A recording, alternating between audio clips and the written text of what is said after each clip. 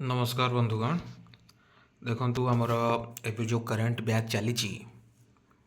Optional आमर Odia optional mains प्रथम test आमर ऑर्गेनाइज हो तार सॉल्यूशन आज आम डिस्कसन करवा। देखो 10टा क्वेश्चन थिला, 5टा आमर थिला 10 मार्किया क्वेश्चन आउ 5टा थिला आमर सॉरी 5टा थिला आमर 15 मार्किया क्वेश्चन आउ 5टा थिला 20 मार्किया क्वेश्चन। ठीक है, टोटल 10टा क्वेश्चन थिला, समय था 1.5 घंटा। सब क्वेश्चन डिस्कसन हो पार कि नहीं सर तुम कला बेले जापर। देखिए आम फ्लो फ्लो केतटा क्वेश्चन कर देखा है। ठीक अच्छे, मुझे शिखेबी क्वेश्चन एक्चुअली लेखा केमती हुए। ठीक अच्छे, हाँ आउ गोटे जिनस आमर स्टूडेंट मानकर कईटा क्वेरी आसला जे सर आम कवि परिचय सब क्वेश्चन स्टार्ट इंट्रो लिखबू कि ना। ऑफकोर्स नो, कहीं लिखो। देखो जोटी एमती क्वेश्चन थी कवि लेखा शैली कौन कि कवि पृष्ठभूमि कौन कि तुमर भ्यू कौन तांको लेखा स्टाइल उपरे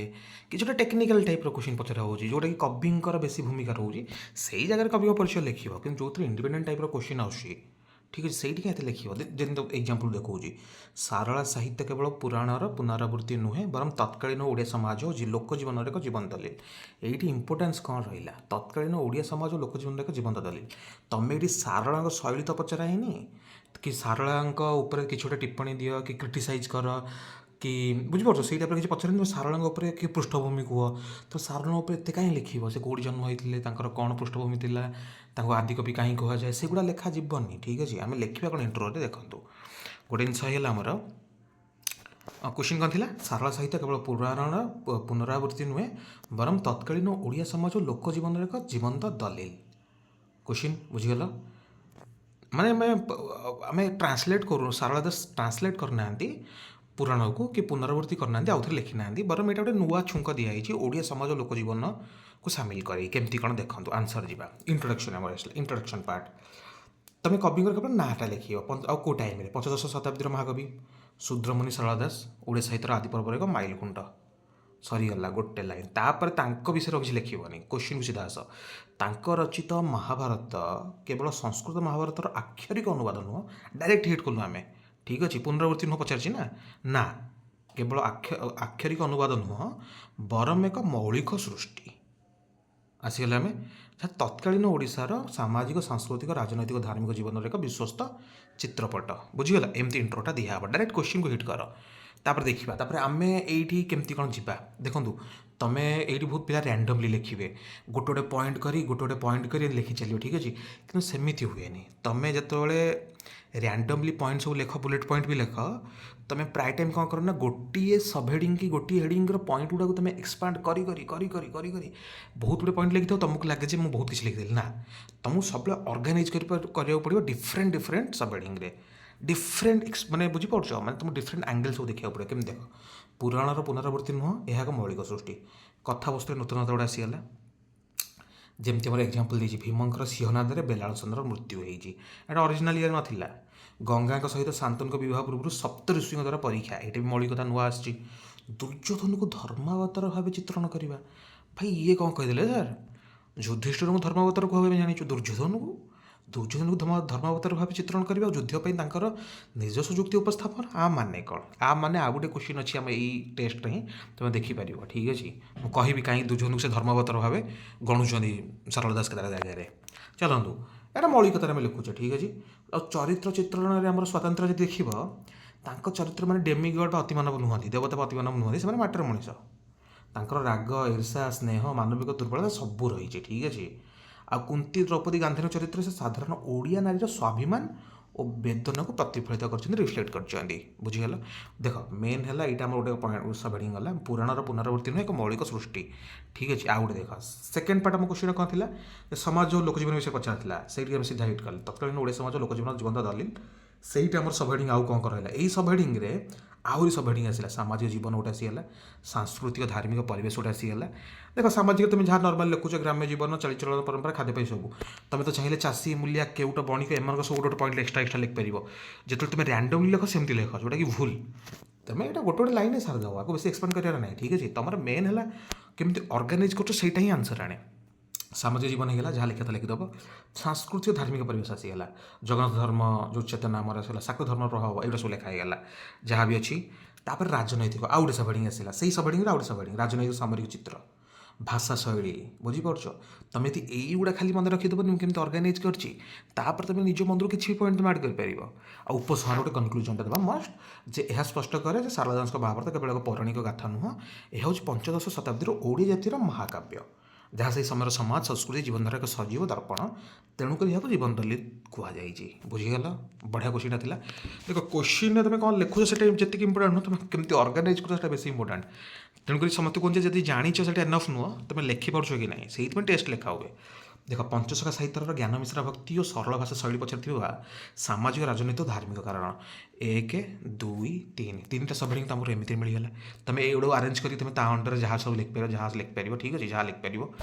ଆଉ ଜ୍ଞାନ ମିଶ୍ରା ଭକ୍ତି ଓ ସରଳ ଭାଷା ଶୈଳୀ ପଛରେ ଥିବା ପଚାରିଛି ଜ୍ଞାନ ମିଶ୍ରା ଭକ୍ତି କ'ଣ, ତୁମେ ସେଇଟା ବି ଲେଖିବ। ଚୈତନ୍ୟଠାରୁ ସେଇଟା କେମିତି ଅଲଗା ଥିଲା ଜ୍ଞାନ ମିଶ୍ରା ଭକ୍ତି ଆମର, ଆମେ ପ୍ରେମ ବି କରୁଥିଲୁ, ଆମେ ସେଇଥିରେ ଶୂନ୍ୟବାଦ ଥିଓରି ବି ଥିଲା, ସେଇଟା ଜ୍ଞାନ ମିଶ୍ରା ଭକ୍ତି। ତାକୁ ତୁମେ ଏଇଠି କେମିତି ତୁମେ ଇଣ୍ଡକ୍ସନ୍ଟା ଦେବ। ଦେଖ ଓଡ଼ିଆ ସାହିତ୍ୟରେ ଷୋଡ଼ଶ ଶତାବ୍ଦୀରେ ଷ୍ଟାର୍ଟ ହେଇଛି ପଞ୍ଚସଖା ଯୁଗ, ଆମର ଶାରଳାଙ୍କ ପରେ ପରେ ଷୋଡ଼ଶ ଶତାବ୍ଦୀରେ ତାଙ୍କର 5 ଜଣଙ୍କ ନାଁ ଲେଖିଦେଲ, ତାଙ୍କୁ ନେଇକି ପଞ୍ଚସଖା ଯୁଗ ହେଇଛି। ଏହା ଏକ ଆଧ୍ୟାତ୍ମିକ ସାମାଜିକ ଆନ୍ଦୋଳନ ସମୟ ଥିଲା, ଯେଉଁ ଟାଇମ୍ରେ ଭକ୍ତି ମୁଭମେଣ୍ଟ ଚାଲିଥିଲା, ଠିକ୍ ଅଛି, ଯଦି ମନେ ଥିବ ହିଷ୍ଟ୍ରି ପଢ଼ିଥିବ।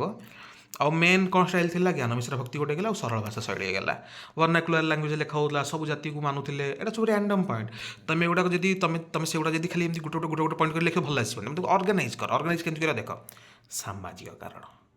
ତଳେ ତୁମେ ଲେଖ ସେଗୁଡ଼ାକ, ଏଇଗୁଡ଼ା ଗୋଟେ ଇଣ୍ଡିପେଣ୍ଡେଣ୍ଟଲି କାହିଁ ଲେଖୁଛ, ତଳେ ଲେଖ। ଯେମିତି କଠୋର ଜାତି ପ୍ରଥା ଓ ବ୍ରାହ୍ମଣବାଦ୍ୟର ପ୍ରାଧାନ୍ୟ, ଯାହା ଲେଖା ତୁମେ ଲେଖିଦେଲ, ସେଗୁଡ଼ାକୁ ଯାଉନି, ମୁଁ ତୁମକୁ ଅର୍ଗାନାଇଜେସନ୍ କହୁଛି।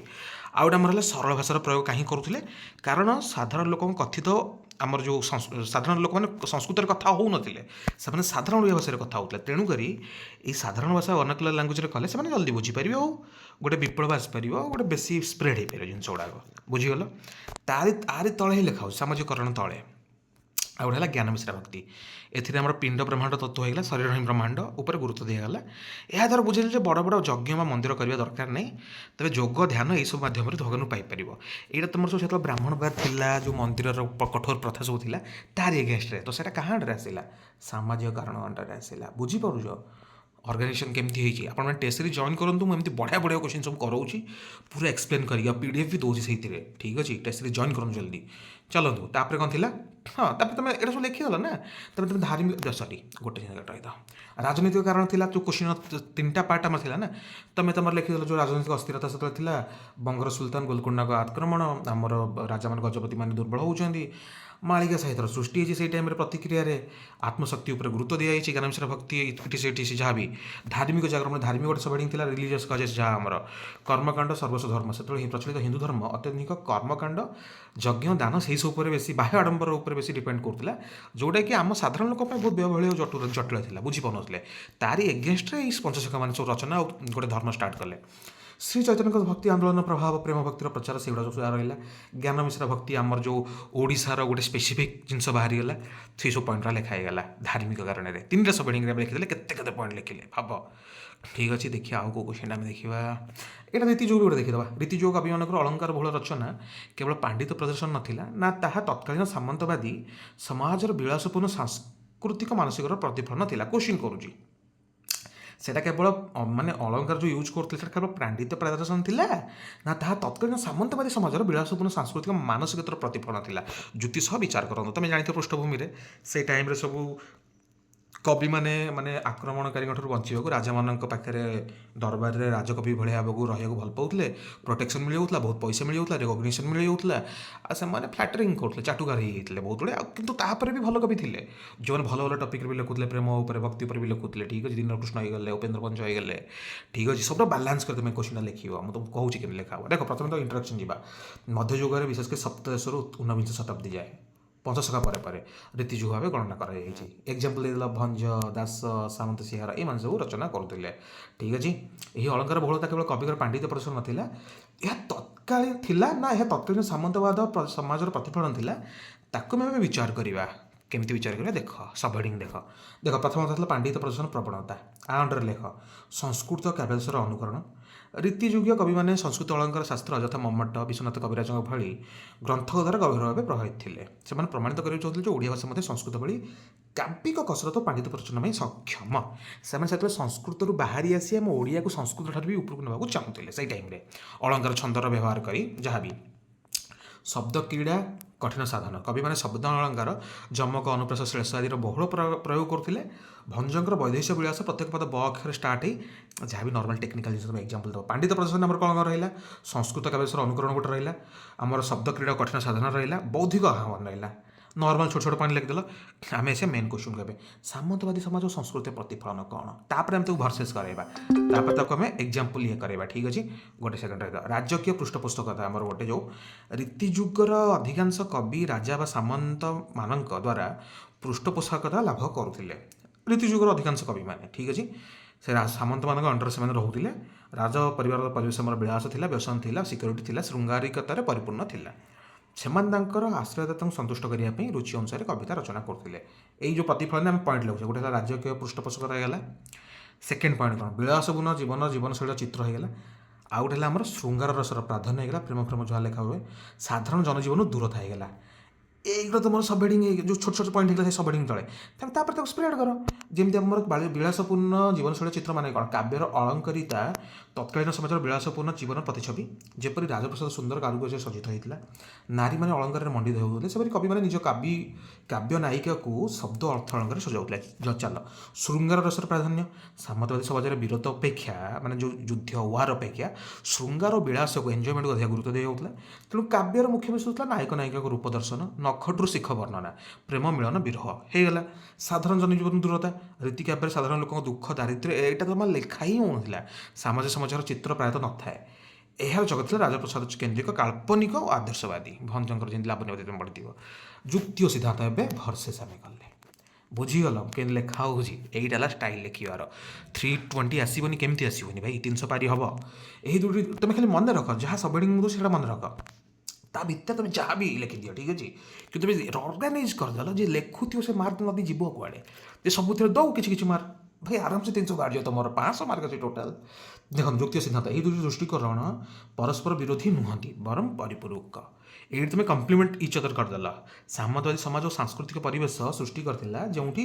ଚମତ୍କାରିତା କୃତ୍ରିମତା ଶବ୍ଦ ପାଣ୍ଡିତ୍ୟକୁ ପ୍ରଶଂସା କରାଯାଉଥିଲା ଏହାର ଚାହିଦାକୁ ପୂରଣ କରିବା ପାଇଁ କବିମାନେ ନିଜର ପାଣ୍ଡିତ୍ୟକୁ ଅସ୍ତ୍ର ଭାବେ ବ୍ୟବହାର କରୁଥିଲେ ପାଣ୍ଡିତ୍ୟ ଥିଲା ମାଧ୍ୟମ ଓ ସାମନ୍ତବାଦୀ ରୁଚି ଥିଲା ଲକ୍ଷ୍ୟ ବାହ चलो उपसंहार अतएव यह कह युक्तियुक्त जे रीतिजुग काव्यर अलंकार बहुलता केवल कविमान शुष्क पांडित्य प्रदर्शन नाला बरं ताहा तत्कालीन सामंतवादी समाजर विलासपूर्ण आउ थे पढ़ुची अतएव यह कह युक्तियुक्त जे रीतिजुगीय काव्यर अलंकार बहुलता केवल कविमान शुष्क पांडित्य एक्जिबिशन में प्रदर्शन नाला बरं ताहा तत्कालीन सामंतवादी समाजर विलासपूर्ण श्रृंगार केन्द्रिक और आडंबरपूर्ण सांस्कृतिक मानसिकतार एक साहित्यिक प्रतिफलन रिफ्लेक्शन थिला कम्प्लीमेंटरी थिला बैलेंस कर तुम लिखिल बैलेंस्ड बुझीगल आउ कौन देखा सारला महाभारतर गदा पर्व दुर्योधन केवल जड़े खलनायक नुहति बरं जड़े अभिमानी योद्धा दुखद नायक ट्राजिक हिरो यहाँ तो क्लासिक क्वेश्चन यहाँ डिस्कसन सब तो करहबनी देखा आगू जा देखिए आउ कौटी भल क्वेश्चन अच्छी ना यहाँ पुणी करवा चलो ट्राजिक हिरो अभिमानी योद्धा जहाँ जहाँ हो सब लिखुचे चल गदा युद्ध में बलराम क्रोधर कारण थिला कौन से कहीं भीम को हत्या करने को उद्यत होता श्रीकृष्ण को किपर शांत करते यही घटना धर्मर स्थिर नियम अच्छा यही क्वेश्चनटा एथिकल डिलेमा क्वेश्चनटा एथिकल डिलेमा यहाँ भी इंटरेस्टिंग क्वेश्चनटा आसी जापे भाई इंपोर्टेंट क्वेश्चन आज पर्यटन आसनी आसीपे बलराम क्रोधर कारण करता जो अधर्म युद्ध करके भीम जो जानूरे दुर्योधन जानूरे प्रहार कर मार्चंती बलराम शिष्य थे दुर्योधन से रागी जाइए से टाइम से उभय भीम दुर्योधन गुरु थे बलराम ठीक अच्छे तांपाई तो था गोटे इमोराल युद्ध है रूल ब्रेक हो किंतु श्रीकृष्ण हस्तक्षेप कर कौन कहले श्रीकृष्ण सब मन पकड़े जे जो निम्नलिखित युक्तिगुड़ा उपस्थापन कर भीम प्रतिज्ञा कौन थी द्रौपदी जो अपमानित कराई जंघे बस आह्वान दि जाए भीम पुरुष पर से प्रतिज्ञा करते दुर्योधन से ही जंघ को से भांगे ठीक अच्छे आउ गला मैत्र ऋषि अभिशाप मैत्र ऋषि दुर्योधन को अभिशाप देते भीम गदा प्रभाव उरुभंग हो आउ गला दुर्योधन पाप एटा श्रीकृष्ण पॉइंट कहते किंतु आम जो मेन आड्रेस कर क्वेश्चन को ये dilemma part dilemma part ethical dilemma धर्मर दुईटी दृष्टिकोण मध्य द्वंद्व बलराम को दृष्टि धर्म कौन एब्सोल्यूट धर्म जो स्थिर नियम कहुए यहाँ तुम एथिकल पेपर भी लिखिपर पेपर 4 भी लिखिपर बन चुने लिखार अच्छी बलराम धर्मर शाब्दिक और स्थिर नियम को प्रतिनिधित्व करती तांको ପାଇଁ नियम ही सर्वोपरि परिस्थिति जहाँ होना कहीं नियम उल्लंघन से करेंगे जमी भीष्म थे बलराम दृष्टि से कि श्रीकृष्ण बहुत चतुर आ सी कौन कले धर्म को स्थापन करने से किसी भी कहे से मिथ्या भी कहीपारती सत भी कहीपारती ठीक अच्छे श्रीकृष्ण से तो रेस्पेक्ट दिया हुए ना गीतार पूरा फिलोसफी ही लिखाई पूरा चलो परिस्थिति आधारित धर्म सिचुएशनल और रिलेटिव धर्म तांकर श्रीकृष्ण दृष्टि ठीक अच्छे चालाक से बहुत सब जिन सिचुएशनल और रिलेटिव श्रीकृष्ण धर्मर व्यावहारिक परिस्थिति आधारित रूप को प्रतिनिधित्व करती धर्मर मूल उद्देश्य हूँ न्याय और शुभर स्थापना जदि एक बृहत्तर धर्मर स्थापना एक क्षुद्र नियम भांगा पड़े तेरे था ग्रहणीय बुझीगल यही सिचुएशनल रिलेटिव कनसेप्ट आसीगला तापर कनक्लूजन जहाँ रहा नेक्स्ट क्वेश्चन देखा औपनिवेशिक शासन पाश्चात्य शिक्षा मुद्रण यंत्र अच्छा नवजागरण क्वेश्चन मुद्रण यंत्र आविर्भाव नवजागरण किपरि आधुनिक ओडिशा जन्म विकास गतिपथ को नियंत्रण करथिला फकीरमोहन राधानाथ बाबू मधुसूदन कृति उदाहरण देवी ये बहुत बुझे आज बुझेबी टाइम बहुत वेस्ट हो बहुत गुड़े क्वेश्चन अच्छे आगू जावा चर्च साहित्यर शून्यवाद और काय साधना परवर्ती समय पंचशखक पिंड ब्रह्मांड तत्व और भीम भोई महिमा दर्शन किपरि प्रभावित परिमार्जित कर दार्शनिक धारार क्रम विषय सदनुष्ण आलोचना कर चर्चा साहित्यर शून्यवाद और काय साधना जोटा प्रथम आसाला से तार परवर्ती समय जो पंचशखर पिंड ब्रह्मांड तत्व आसी आउ भीम भोई महिमा दर्शन आसी किपरि प्रभावित परिमार्जित कर गुरु शिष्य जो परंपरा होगला कि आमर पिंड ब्रह्मांड तत्व होगला शून्यवाद थियोरी होगा से सब चर्चा स्टार्ट होता ना से केमती एगुड़ा सब इन्फ्लुएंस कर क्वेश्चन भल क्वेश्चन देखीदा चलो ओडिशार दार्शनिक आध्यात्मिक चिंताधारा अंतर्निहित क्रम विकास धारा प्रभावित जार मूल उत्स हूँ प्राचीन बौद्ध सहजनधानी से जहाँ भी चर्चा साहित्य चर्चा गीतिकर मौलिक तत्व शून्यवाद और काय साधना परवर्ती यहीटा है मेन तांकर जो मेन फिलोसफी थिला शून्यवाद और काय साधना परवर्ती समय ओडिशार धर्म दर्शन को किपरि भाव प्रभावित करछि ताहा आमे डिस्कसन करिबा एही धारा पंचशखा जुगरे पिंड ब्रह्मांड तत्व रूपायित होइछि एही जो शून्यवाद और काय साधना एटा पंचशखा जुगरे पिंड ब्रह्मांड तत्व हो जाइछि केमिति आमे कोड देखिछे भीम भोईंकर महिमा दर्शन अलेख महिमा धर्म जोड़ा आमर से सरल सामाजिक संस्कारवादी रूप नहीं भक्ति मुवमेंट टाइम यार दार्शनिक धारार क्रम विकास निम्न आलोचना करागला देख मूल दुआ शून्यवाद थ्योरी होगा काय साधना होगा ठीक अच्छे शून्यवाद कौन जे शून्य चर्चार शून्य नास्तिवाचक बा किछि नुहे अर्थरे व्यवहर्थ नुह शून्य माने नुह जे किछि नाही ठीक अच्छे यह हूँ एक परम सत्य जहाँ समस्त द्वैत भल मंद सुख दुख मान बाइनारी स्टेज जो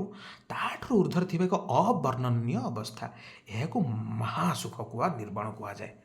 ठीक अच्छे कंप्लीट ब्लैंकनेस थ्योरी माने यहाँ माने नुजे किछि नुह अच्छी बहुत किछि अच्छी ये लाइनटा घोषे दियो चलो आ काय साधना सेकेंड फिलोसफी से माने मानव शरीर को घृणा बा त्याग करने परिवर्ते यह साधनार मुख्य माध्यम भाव ग्रहण कर मत शरीर ही ब्रह्मांडर एक क्षुद्र संस्करण माने ब्रह्मांडर गोटे क्षुद्र माने कौन तो कहती कौन कहीहब रिप्लेसमेंट तो नुह माने ब्रह्मांडर गोटे क्षुद्र डमी यहाँ गोटे बुझीपार माने डमी डाटा जो कहुए गोटे आउ गोटे कपी यहाँ से शरीर ही समग्र ब्रह्मांडर एक क्षुद्र संस्करण तंत्र जोग माध्यम शरीर भितर शक्ति को जागृत करी आमे ब्रह्मांड संगे कनेक्शन हो पार से शून्य व महासुख स्थिति को लाभ करने ही से लक्ष्य थिला साधना थिला तांकर टाइप थिला सेटा ठीक अच्छे उदाहरण चर्चा पदरे का तरबुर पंचबी डाल शरीर एक वृक्ष पांचटी इंद्रिय तार डाल भली रूपक माध्यम काय साधनार महत्व वर्णना कराई ये दुईटा फिलोसफी आम बापांकर जो जो चर्चा सहित समस्त बाप ना तार फिलोसफी में देखी ना तापर आसला रूपांतरण परिमार्जन केमती पंचशखा जुगे 16 शताब्दी बुझीपार 16 शताब्दी पर जो आसी पंचशखा मैंने बौद्ध सहजजान और नाथ परंपरा उत्तराधिकारी थे सक्सेसर थे एमाने यही दर्शन को तत्कालीन वैष्णव भक्ति आंदोलन सहित मिसाई एक नूतन रूप देले कहते ना भक्ति आंदोलन टाइम एटा होती देख शून्यवाद रूपांतरण केमती चर्चार निर्गुण निराकार शून्य पंचशखा दर्शन में शून्य पुरुष बा अलेख निरंजन परिणत है यही शून्य आउ केवल एक दार्शनिक तत्व ही रही एक सगुण निर्गुण परम सत्ता जी कि स्वयं जगन्नाथ बोली कल्पना कराला भाई जगन्नाथ धर्मर सबुठ यूनिक फैक्टर हूँ ना ये सगुण ना ये निर्गुण ये मिक्स दी जनकर जगन्नाथ धर्म इज वेरी यूनिक सगुण धर्म भी ये बहुत अच्छी निर्गुण भी अच्छी सगुण माने जहाँ रूप थाए निर्गुण मान जोड़ा मोर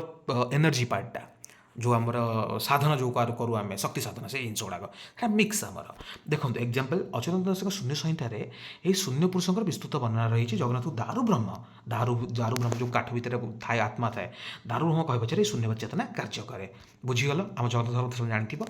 काया साधन परिमार्जन केमती जो पिंड ब्रह्मांड तत्व थिला देख पंचसखा मैंने काया साधन पिंड ब्रह्मांड तत्व भाव सुव्यवस्थित कले से मत जो ब्रह्मांड जहाँ ब्रह्मांड अच्छी ताही पिंड बा शरीर मध्य विद्यमान गंगा जमठू आरंभ करी जो नाड़ी जो आम कहू पिंगला नाड़ी से सब सूर्य चंद्र समस्त देवादेवी शरीर ही अवस्थापन करती से षट चक्र भेद इड़ा पिंगला सुषुम्ना नाड़ीर साधना अजपा जप मध्यम पिंड मध्य परम को साक्षात करती बहुत इजी बलराम दास ब्रह्मांड भूगोल ग्रंथ में शरीर मध्य समग्र ब्रह्मांड अवस्थिति को विस्तृत भाव वर्णना कराई भीम भोई महिमा दर्शन में आसिले चर्म सरलीकरण सामाजिक प्रयोग 19 शताब्दी जो आउटे पर पंचसंघ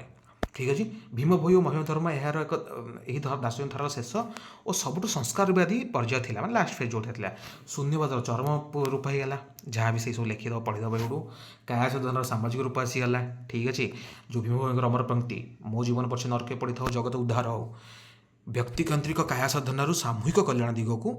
एटा आम जाइचु से डिरेक्शन आम जाइचु यह एक महान दार्शनिक उत्तरण सक्सेसन प्रमाण दिए माने जो इंडिविजुअल जिनस थिला जो पिंड ब्रह्मांड तत्व आम साधना करूँ से जगतर मंगल साधना आम डेडिकेट करदेलु उपसंहार यही भाव में चर्चा क्षेत्र गूढ़तांत्रिक व्यक्तिकेन्द्रिक शून्यवाद और काय साधना ब्ला ब्ला ब्ला से जिन चलो नेक्स्ट क्वेश्चन धर्मर जय अधर्मर आश्रय नेबा केते दूर युक्तियुक्त सेम क्वेश्चन जो बलराम श्रीकृष्ण जो बुझाऊे आपण से क्वेश्चन एटा आम डिस्कसन करवानी डेंटोलॉजिकल व्यू होगा जहाँ भी तुम ठीक अच्छे कैंट होगले कन्सिक्वेंशियल व्यू होगा पूरा एथिक्स एटा चल यहाँ मुझे बुझेबी के आज टाइम एत ना मो पाखे मेन मेन क्वेश्चन देखीद गदा पर्व में श्रीकृष्ण भूमि को समालोचना दृष्टि कार्यकलाप धर्म ठीक अच्छे यहाँ टेस्ट थिला जी जमी क्रिएटिवली लिखि आप धर्म प्रयोग होगा चलो एगुटा मुझे आगुरी पढ़े भी ठीक अच्छे चल आउ कौन व्यासदेव मूल संस्कृत महाभारत और सारदा दास ओडिया महाभारत गदा पर्वत भितर मौलिक पार्थक्य गुड़ चिन्हट कर आम उत्कल परिप्रेक्षी आम लिखला ना आईटा ट्रांसलेसन नाला यहाँ गोटे मौलिक सृष्टि था ठीक अच्छे से खाली इन्स्पिरेसन निया सारदा दास किपरि घंटर काम और चरित्र चित्रण स्थानीय लोक उपादान सम्मिश्रण करमर कौन लिख ये सब जो मौलिक कथा लिखिदेल जो आम व्यास सरोवर मेनसन हो सहदेव भूमिका भीम वचनिका आमर हाँ भीम दुर्योधन को केमती ट्राजिक हिरो रूप देते धर्मधर जो दुर्योधन ये जिन तुम बुझाऊँगी